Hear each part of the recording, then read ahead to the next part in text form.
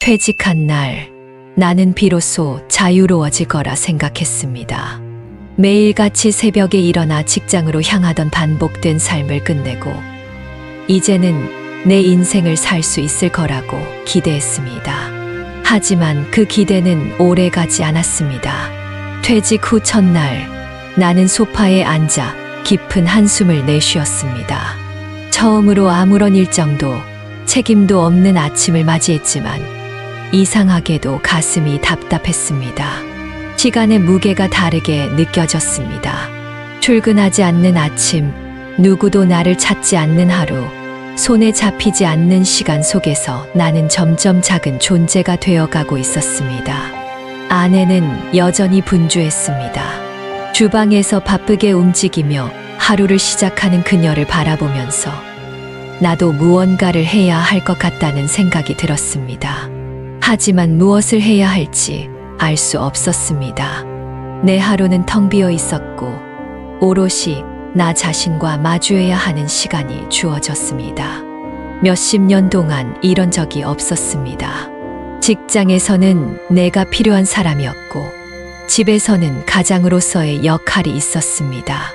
하지만 이제는 누구도 내게 무엇을 요구하지 않았습니다. 그 사실이 서서히 나를 조여오고 있었습니다. 시간이 갈수록 마음속 불안이 커졌습니다. 처음에는 그저 익숙하지 않아서 그렇다고 생각했습니다. 하지만 며칠이 지나도 공허함은 사라지지 않았습니다. 아침에 눈을 뜨면 해야 할 일이 없었습니다.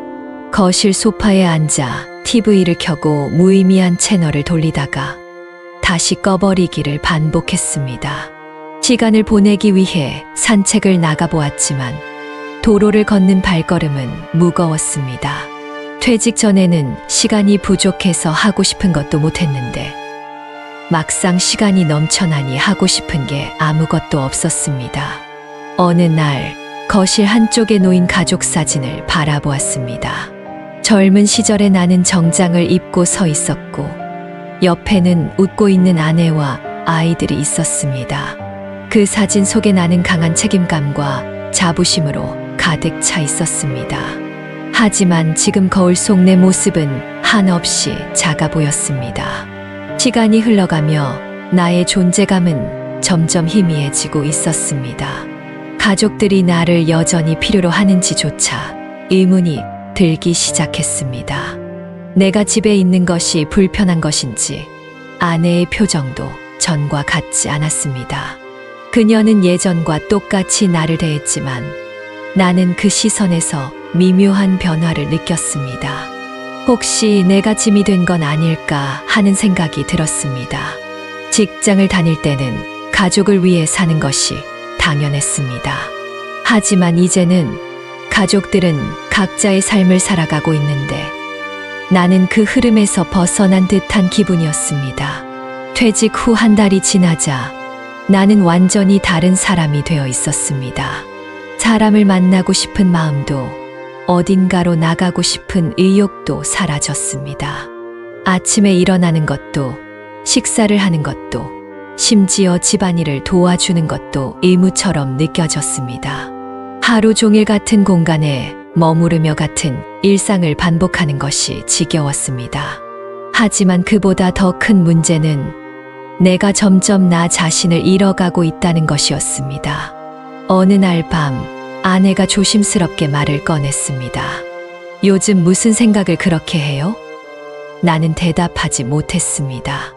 무슨 생각을 하고 있는지도 모르겠다고 솔직하게 말하고 싶었지만 그러고 싶지 않았습니다. 아내가 더 이상 나를 존경하지 않을까봐 두려웠습니다. 내가 아무것도 하지 않는 사람으로 보일까봐 겁이 났습니다. 하지만 무엇을 해야 할지 몰랐습니다. 내 인생에서 처음으로 방향을 잃어버린 기분이었습니다. 퇴직이 이렇게 힘든 일일 줄은 몰랐습니다. 평생 열심히 살아왔는데 정작 내 인생을 어떻게 살아야 할지 모르게 되었습니다. 마치 세상에서 나만 멈춰버린 것 같았습니다. 하지만 이대로 주저앉을 수는 없었습니다. 나는 답을 찾아야 했습니다. 그렇지 않으면 나는 진짜 사라져버릴 것만 같았습니다. 나는 평생을 평범하게 살아왔다고 생각합니다.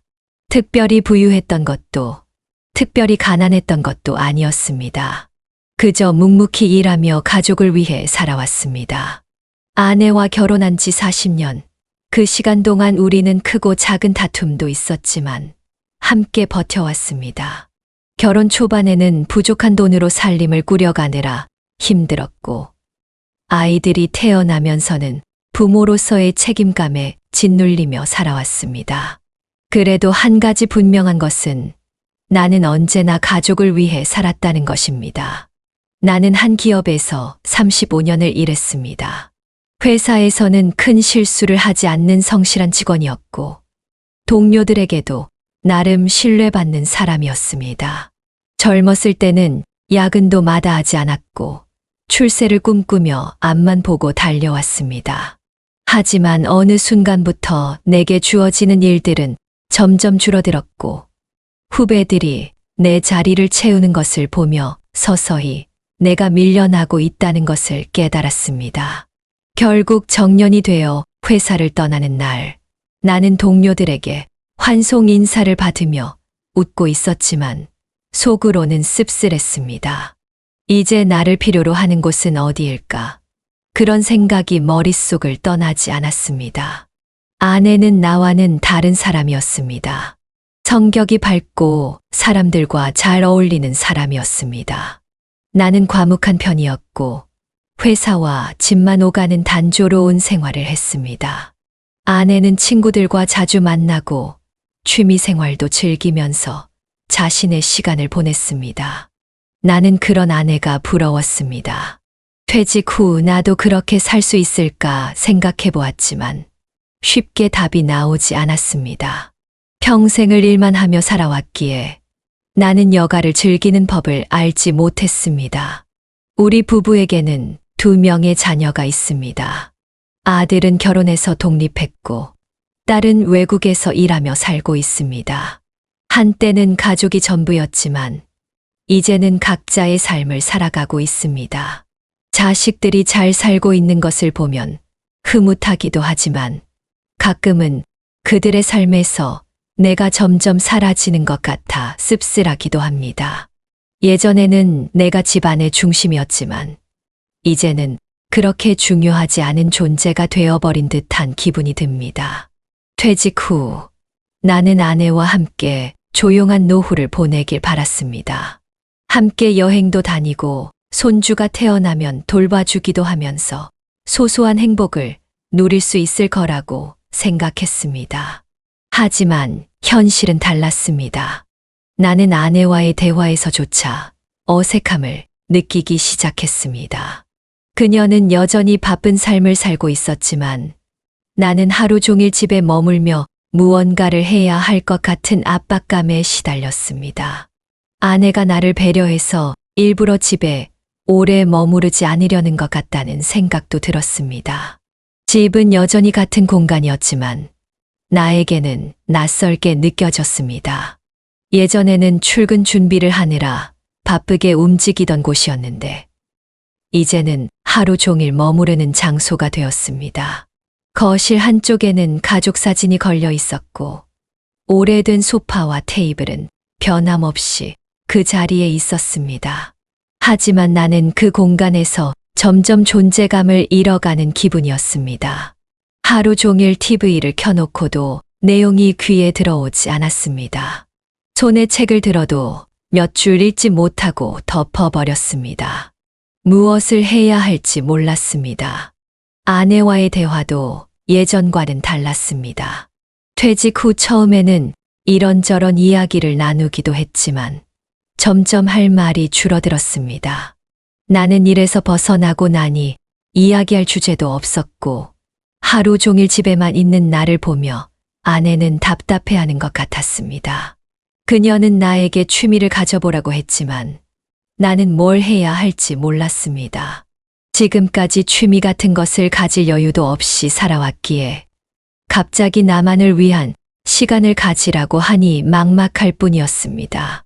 어느 날 오랜만에 친구를 만나러 나갔습니다.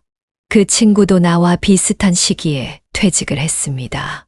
그는 퇴직 후 봉사 활동도 하고 새로운 사람들을 만나면서 나름 바쁘게 지내고 있었습니다. 나는 그의 모습을 보며 부러웠지만 동시에 나 자신이 초라하게 느껴졌습니다. 나도 저렇게 살 수 있을까? 아니, 애초에 내가 원하는 삶이 무엇인지도 알 수 없었습니다. 퇴직 후의 삶은 생각보다 복잡했습니다. 단순히 일에서 벗어나는 것이 아니라 내 삶의 의미를 다시 찾아야 하는 과정이었습니다. 하지만 나는 그 의미를 찾지 못한 채 매일 똑같은 하루를 보내고 있었습니다. 아무것도 하지 않으면 불안했고 무언가를 하려 해도 방법을 몰랐습니다. 나는 길을 잃은 기분이었습니다. 어디로 가야 할지, 무엇을 해야 할지, 앞으로의 삶을 어떻게 살아야 할지 알 수 없었습니다. 나는 그저 가족을 위해 살아왔을 뿐입니다. 하지만 이제 가족들도 각자의 삶을 살고 있고 나는 혼자가 되었습니다. 그렇다면 이제 나는 누구를 위해 살아야 하는 걸까요? 나는 아직 그 답을 찾지 못했습니다. 하지만 분명한 것은 지금처럼 계속 살아갈 수는 없다는 것입니다. 무엇이든 변화가 필요합니다. 그렇지 않으면 나는 점점 더 깊은 어둠 속으로 빠져들 것만 같습니다. 퇴직 후의 삶은 생각보다 더 깊고 복잡한 문제를 품고 있었습니다. 처음에는 그저 적응하는 시간이 필요하다고 생각했습니다. 하지만 시간이 지나도 나는 그 삶에 익숙해질 수 없었습니다. 무언가가 잘못되었다는 불안감이 점점 커져갔습니다. 하루가 길게 느껴졌습니다. 아침이 되면 창밖을 바라보며 하루의 계획을 세워보려 했지만 이내 허무한 기분에 휩싸였습니다. 젊었을 때는 눈코 뜰 새 없이 바빴습니다. 출근 준비를 하느라 허둥대고 회사에서는 하루 종일 사람들과 부딪히며 일했습니다. 퇴근 후에는 피곤해 절어 집에 돌아왔지만 그마저도 삶의 일부였습니다. 그런데 이제는 그런 하루가 사라졌습니다. 더 이상 나를 필요로 하는 사람도 없고 나를 기다려주는 직장도 없습니다. 모든 것이 멈춰버린 듯한 기분이었습니다. 아내와의 대화도 줄어들었습니다. 처음에는 나를 배려하는 듯 보였지만 점점 그녀의 눈빛에서도 미묘한 변화를 느낄 수 있었습니다. 예전에는 출근 준비로 바쁜 나를 챙기던 그녀가 이제는 자신의 하루 일과에 집중하고 있었습니다. 나는 그 틈에 어색하게 끼어 있는 느낌이었습니다. 가끔은 그녀가 일부러 집에 있는 시간을 줄이려는 것 같다는 생각도 들었습니다. 친구들을 만나러 나가고 취미 생활을 하면서 바쁘게 지내는 모습이 부럽기도 했습니다. 나는 왜 그렇게 하지 못하는 걸까요? 자녀들과도 서서히 멀어지는 기분이 들었습니다. 예전에는 아버지로서 그들에게 조언을 해 주었고 그들도 나를 의지했습니다. 하지만 이제는 상황이 달랐습니다. 아들은 자신의 가정을 꾸리며 바쁘게 살아갔고 딸은 외국에서 생활하며 연락이 점점 뜸해졌습니다. 처음에는 그들의 삶을 존중하려고 했지만 문득문득 나만 소외된 기분이 들었습니다. 명절이 다가와도 예전처럼 집에 모이는 일이 줄어들었고 연락을 기다리는 시간이 점점 길어졌습니다. 경제적인 문제도 발목을 잡았습니다. 퇴직금과 연금이 있긴 했지만 막상 생활하다 보니 예상보다 빠르게 돈이 줄어들었습니다. 평생을 일하며 살아왔기에 금전적인 어려움을 크게 겪어본 적이 없었습니다. 하지만 매달 고정적인 수입이 없는 상황에서 지출을 관리하는 것은 쉽지 않았습니다. 예상치 못한 의료비나 생활비 증가가 나를 압박했습니다. 한때는 자녀들에게 용돈을 주며 살았지만 이제는 오히려 돈을 아껴야 한다는 현실이 서서히 나를 짓눌렀습니다. 어느 날 아들에게 어렵게 말을 꺼냈습니다. 혹시 급한 일이 있으면 작은 도움을 받을 수 있겠냐고. 하지만 돌아온 대답은 예상과 달랐습니다. 아버지, 저희도 요즘 많이 힘들어요. 애들 교육비에 생활비까지 부담이 커서 나는 아무 말도 할 수 없었습니다. 내가 어렵다고 하면 자식들은 더 큰 부담을 느낄 것입니다. 그래서 결국 아무 일도 없었던 것처럼 넘어갔습니다. 하지만 속은 타들어갔습니다. 나는 내 가족들에게조차 부담이 되어버린 걸까요? 건강도 문제였습니다. 젊었을 때는 아침마다 가벼운 운동을 하며 몸을 관리했지만 이제는 조금만 걸어도 숨이 차오르고 피로가 쉽게 쌓였습니다. 병원에 가니 나이가 들면서 자연스러운 변화라고 했습니다. 하지만 나에게는 그것이 단순한 변화가 아니라 위기처럼 느껴졌습니다. 내 몸이 점점 무너져 가는 기분이었습니다. 예전에는 쉽게 할 수 있었던 일들이 이제는 조금씩 힘들어졌습니다. 계단을 오르는 것도 조심해야 했고, 조금만 무리해도 몸이 반응했습니다. 젊었을 때는 이렇게까지 아플 일이 없었는데, 이제는 사소한 감기도 오래가는 것 같았습니다. 점점 나는 내 자신을 잃어가고 있었습니다. 아침에 일어나면 무기력했고, 하루 종일 무엇을 해야 할지 몰랐습니다. 한때는 누구보다 성실하고 책임감 있는 사람이었습니다. 하지만 이제는 그 어떤 역할도 부여받지 않은 채 세상에서 점점 투명해지는 느낌이었습니다. 나는 그저 집에 머물며 시간이 가기를 기다리는 사람이 되어 버렸습니다. 어느 날 아내가 조심스럽게 말을 꺼냈습니다. 당신 요즘 너무 무기력해 보여요. 뭐라도 해보는 게 어때요? 나는 차마 대답을 하지 못했습니다. 아내는 나를 걱정하는 것이었겠지만 나는 그 말이 부담스럽게 느껴졌습니다. 도대체 내가 할 수 있는 것이 무엇일까요? 내 나이에 새롭게 시작할 수 있는 일이 있을까요?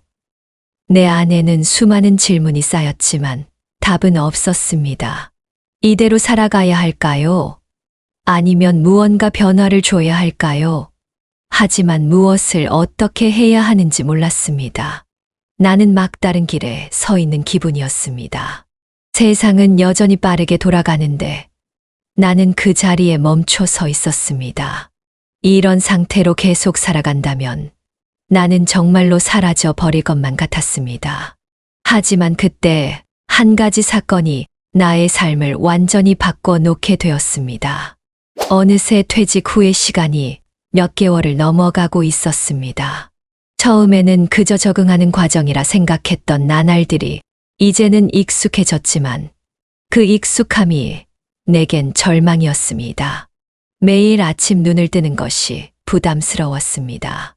오늘도 어제와 똑같은 하루를 보내야 한다는 사실이 나를 무겁게 짓눌렀습니다.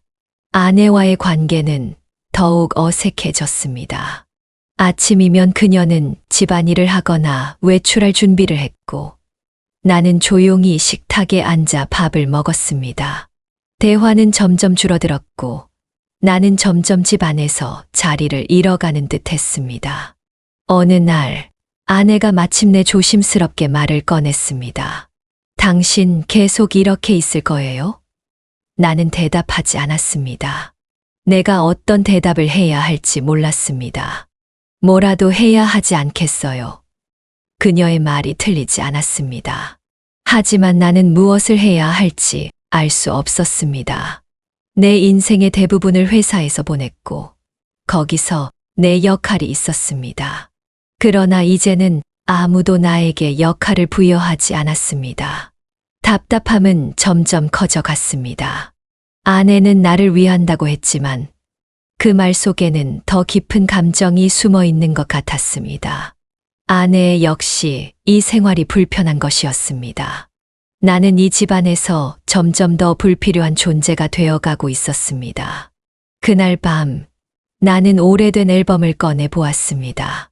회사에서의 사진, 가족 여행 사진, 그리고 젊은 시절의 내 모습. 그때의 나는 지금과 너무도 달랐습니다. 생기가 넘쳤고 삶에 대한 목표가 있었습니다. 그런데 지금은 나는 거울 속에서 나를 바라보았습니다. 축 처진 어깨, 깊어진 주름, 그리고 힘을 잃어버린 눈빛. 이게 정말 나란 말인가? 며칠 후 아내가 다시 말을 꺼냈습니다. 당신 자식들에게 연락이라도 해보세요. 그 말이 내 심장을 후벼 팠습니다. 자식들 그들은 모두 바쁜 삶을 살고 있었습니다. 나 역시 그들의 삶을 존중해야 한다고 생각했습니다. 하지만 문득 내가 그들에게 외면당하고 있는 것은 아닌가 하는 불안감이 들었습니다. 나는 용기를 내어 아들에게 전화를 걸었습니다. 신호가 몇 번 가고 나서야 그가 받았습니다. 아버지, 무슨 일이세요? 그 한마디에 나는 순간 머뭇거렸습니다. 평생을 가장으로 살며 자식들에게 의지하겠다는 말을 한 번도 해본 적이 없었습니다. 그러나 지금은 말 한마디 건네는 것조차 조심스러웠습니다. 나는 그저 안부를 묻는 척하며 대화를 이어갔습니다. 하지만 통화는 오래 가지 않았습니다. 아버지, 지금 회의 중이라 나중에 다시 전화 드릴게요. 통화가 끝난 뒤에도 전화기는 손에서 쉽게 놓이지 않았습니다. 나중에 다시 전화할까? 하지만 나는 알았습니다. 그 나중에라는 말이 사실은 아버지, 지금 바쁘니까 그냥 이해해 주세요라는 의미라는 것을. 며칠 후 딸과도 통화를 시도했습니다. 오랜만에 딸의 목소리를 들으니 반가웠지만 그녀의 말투에서도 조심스러움이 묻어났습니다. 아빠, 요즘 잘 지내세요? 나는 괜찮다고 대답했지만 정말 괜찮은지는 모르겠습니다. 딸은 말했습니다. 아빠, 친구들하고 시간 좀 보내보세요. 너무 집에만 있지 말고요. 그 말은 마치 아빠, 나에게 기대지 말고 당신의 시간을 찾아보세요라고 들렸습니다. 나는 자식들에게 부담을 주고 싶지 않았습니다. 하지만 나는 여전히 가족이라는 테두리 안에서 중요한 존재로 남고 싶었습니다. 그런데 점점 그들의 삶에서 나는 멀어지고 있었습니다. 나는 부모로서의 역할을 다했다고 생각했지만 그 이후에는 어떤 역할을 해야 할지 알 수 없었습니다. 내가 어디로 가야 할까? 나는 문득 허공을 바라보았습니다. 내 삶에는 여전히 시간이 남아 있었지만 나는 그 시간을 어떻게 살아야 할지 몰랐습니다. 가족과의 거리, 점점 멀어지는 관계, 그리고 무기력하게 반복되는 하루. 모든 것이 나를 짓눌렀습니다. 나는 변화를 원했습니다. 하지만 무엇을 어떻게 해야 할지 몰랐습니다. 그렇게 나는 또다시 하루를 맞이했습니다. 하지만 그날 예상치 못한 일이 벌어졌습니다. 그것은 내 인생을 완전히 바꿔 놓을 사건이었습니다.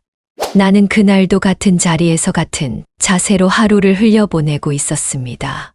퇴직 후 몇 달이 지났지만 여전히 나는 아무것도 하지 못한 채 집안을 맴돌고 있었습니다. 하지만 그날 작은 변화가 시작되었습니다. 아침부터 창문을 통해 들어오는 햇살이 이상하게 눈부시게 느껴졌습니다.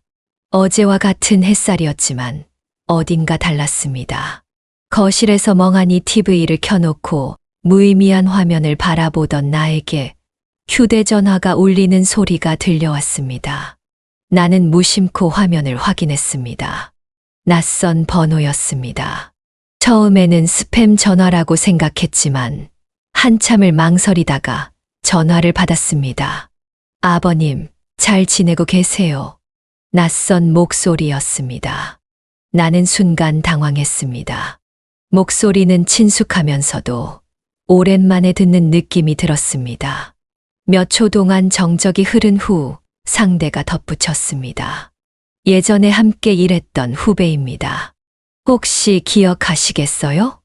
나는 잠시 생각에 잠겼습니다. 그리고 그제야 기억이 떠올랐습니다. 회사에서 늘 활기차게 일하던 후배였습니다. 그는 나보다 한참 어린 나이였지만 내게 자주 고민을 털어놓던 사람이었습니다. 나는 반가움과 동시에 의아함이 들었습니다. 퇴직 후 연락이 뜸했던 후배가 갑자기 나를 찾은 이유가 무엇일까? 아버님께 꼭 부탁드리고 싶은 일이 있습니다. 그 후배는 자신이 창업을 준비하고 있는데 나의 경험이 꼭 필요하다고 했습니다. 처음에는 대수롭지 않게 들었습니다. 하지만 그는 진심이었습니다. 퇴직 후에도 나를 필요로 하는 사람이 있다는 사실이 새삼스러웠습니다. 나는 한참을 고민했습니다. 퇴직한 지 오래되었고, 과연 내가 다시 무언가를 할 수 있을지 확신이 없었습니다. 하지만 후배의 간절한 요청과 나를 믿어주는 태도가 조금씩 마음을 움직이기 시작했습니다. 며칠 후, 나는 용기를 내어 그와 만났습니다. 그는 나를 보자마자 반갑게 인사하며 자신이 준비 중인 프로젝트를 설명했습니다. 예상보다 더 체계적이고 구체적인 내용이었습니다. 그는 내게 조언을 구했고 나는 조금씩 의견을 내기 시작했습니다. 처음에는 조심스러웠지만 점점 대화가 깊어지면서 나는 오랜만에 무언가에 몰입하고 있음을 깨달았습니다. 그날 이후 나는 점점 바빠졌습니다. 후배의 사업을 돕기 위해 자료를 찾고 계획을 검토하고 회의에도 참석하게 되었습니다. 오랜만에 일에 몰입하면서 나는 다시 살아있는 느낌을 받았습니다. 단순히 시간을 보내는 것이 아니라 무언가를 창조하고 있다는 사실이 나를 움직이게 만들었습니다. 아내도 나의 변화를 느끼고 있었습니다. 예전에는 집에서 무료하게 시간을 보내던 내가 요즘에는 아침 일찍 일어나 외출을 준비하고 활력 넘치는 모습으로 돌아오고 있었습니다. 그녀는 처음에는 의아해했지만 점차 미소를 짓기 시작했습니다. 당신 요즘 많이 달라졌어요. 그녀의 말에 나는 고개를 끄덕였습니다.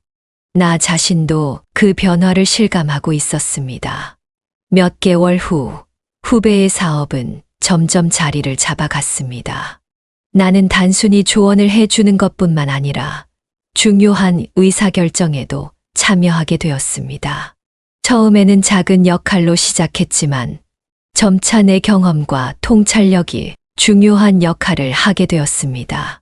사람들은 나를 다시 존중하기 시작했고 나는 다시금 나 자신을 찾을 수 있었습니다.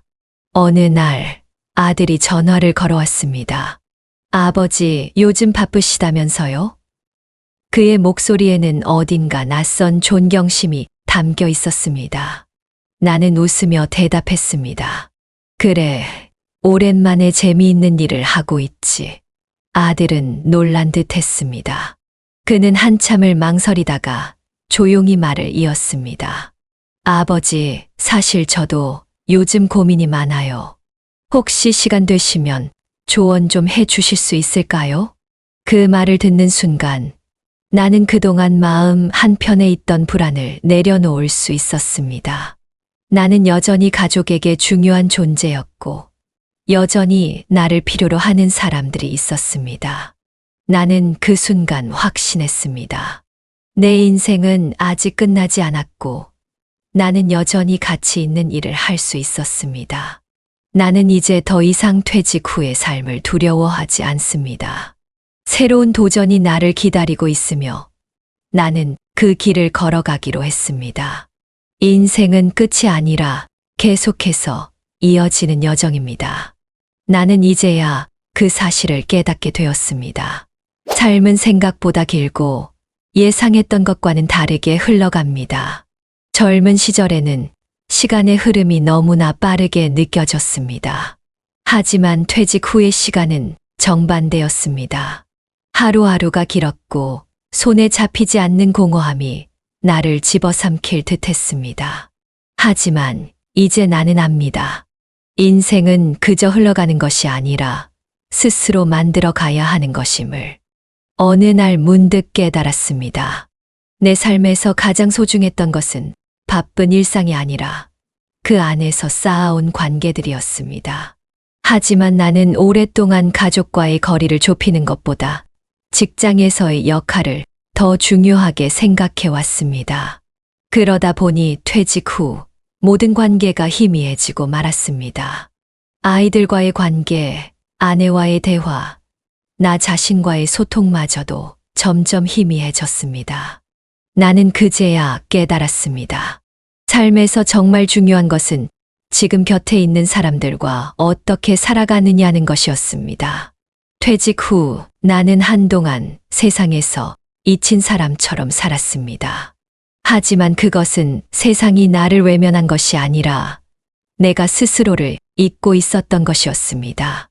매일 같은 일상에 갇혀 변화 없는 하루를 반복하다 보면 어느 순간 나는 아무것도 할 수 없는 사람이 되어 있었습니다. 그렇게 스스로를 잃어가고 있었던 것입니다. 하지만 작은 변화를 받아들이기 시작하면서 나는 다시 살아있음을 실감할 수 있었습니다. 나는 이제 깨닫습니다. 나이 든다는 것이 두려운 것이 아니라는 것을. 삶에서 중요한 것은 끝없이 새로운 역할을 찾고 그 역할을 즐기는 것입니다. 과거에 내가 사회에서 필요했던 것처럼 지금의 나도 누군가에게 필요한 존재일 것입니다. 그것이 가족이든 친구든 혹은 내가 새롭게 만들어갈 관계든 말입니다. 변화는 생각보다 가까운 곳에서 시작되었습니다. 나는 오랜만에 아들과 딸을 찾아갔습니다. 이전에는 나를 부담스러워할까 걱정하며 거리를 두고 있었지만 정작 아이들은 내 방문을 반가워했습니다. 그들과 함께 식사를 하면서 나는 우리가 서로를 얼마나 그리워하고 있었는지를 알게 되었습니다. 한때는 내가 이끌어야만 했던 가족이 이제는 내 곁에서 함께 걸어가고 있었습니다. 아내와도 많은 이야기를 나누었습니다. 그녀는 오랫동안 나를 걱정하고 있었지만 나에게 부담이 될까봐 말하지 못했다는 것을 알게 되었습니다. 나는 나만 힘든 줄 알았지만 사실 그녀도 변화 속에서 나만큼이나 혼란을 겪고 있었던 것입니다. 우리는 조금씩 서로를 이해하며 새로운 방식으로 살아가기로 했습니다. 과거처럼 내가 집안의 중심이 되는 것이 아니라 서로의 삶을 존중하면서 함께 나아가기로 한 것입니다. 삶은 여전히 끝나지 않았습니다. 나는 여전히 배울 것이 많고 경험할 것이 많으며 남은 날들 속에서 또 다른 의미를 찾을 수 있습니다. 중요한 것은 그 길을 포기하지 않는 것입니다. 퇴직 후에도 새로운 시작은 언제든 가능합니다. 중요한 것은 스스로를 놓지 않는 것입니다. 나는 이제 더 이상 어제와 같은 하루를 반복하는 것이 아닙니다. 매일 작은 목표를 세우고 그것을 이루어가는 것이야말로 삶을 살아가는 힘이 된다는 것을 알게 되었습니다. 내가 변할 수 있다면 누구든 변할 수 있습니다. 중요한 것은 스스로를 믿는 것입니다. 이제 나는 새로운 삶을 살아갑니다. 여전히 나를 필요로 하는 사람들과 함께, 그리고 무엇보다도 나 자신을 존중하며 살아갑니다. 삶은 여전히 나에게 주어진 기회이며 나는 그 기회를 놓치지 않을 것입니다. 어쩌면 가장 빛나는 순간은 지금부터 시작될지도 모릅니다. 나는 퇴직 후의 삶이 이렇게 달라질 줄 몰랐습니다. 직장이라는 울타리 안에서 오랜 시간을 보내면서 세상과 단절되지 않는다는 확신이 있었습니다. 하지만 막상 그 문을 나서는 순간 그 확신은 흔들렸습니다. 이제는 아무도 나를 찾지 않았고 매일 아침 출근을 준비하며 분주하게 움직이던 시간이 멈춰버린 듯했습니다. 그렇게 집에만 머무르며 무료한 시간을 보내던 어느 날 나는 문득 생각했습니다. 이렇게 살아도 괜찮을까? 나를 필요로 하는 사람이 없는 것 같은 느낌, 사회와 점점 멀어지는 듯한 공허함, 그리고 무의미한 하루가 나를 짓누르고 있었습니다. 그때 나는 다시 세상과 연결될 방법을 찾아야 한다고 결심했습니다. 첫 번째로 했던 것은 나를 위한 변화를 만들어가는 것이었습니다. 오랜 시간 남을 위해 살아왔다면 이제는 나 자신을 위해 살아야 한다는 것을 깨달았습니다. 내 이야기를 나누고 내가 배운 것들을 전할 수 있는 방법을 고민하기 시작했습니다. 유튜브라는 플랫폼을 알게 된 것도 그 과정에서였습니다. 처음에는 단순히 시간을 보내기 위해 영상을 보았지만 점점 나 같은 사람들의 이야기가 많다는 것을 깨달았습니다.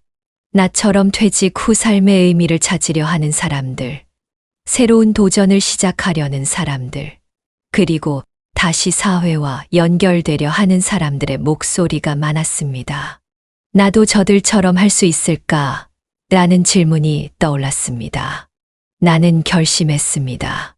내 경험을 공유하고 나처럼 방황하는 사람들에게 작은 위로가 될 수 있는 영상을 만들기로 했습니다. 그러나 막상 시작하려니 두려움이 몰려왔습니다. 과연 누가 내 이야기를 들어줄까? 하지만 결국 중요한 것은 완벽한 이야기가 아니라 진솔한 이야기라는 것을 깨달았습니다. 나는 첫 번째 영상을 만들기 위해 오랜 시간을 고민했습니다. 그리고 결론을 내렸습니다. 있는 그대로의 나를 보여주자. 그렇게 카메라를 켜고 나는 내 이야기를 풀어가기 시작했습니다.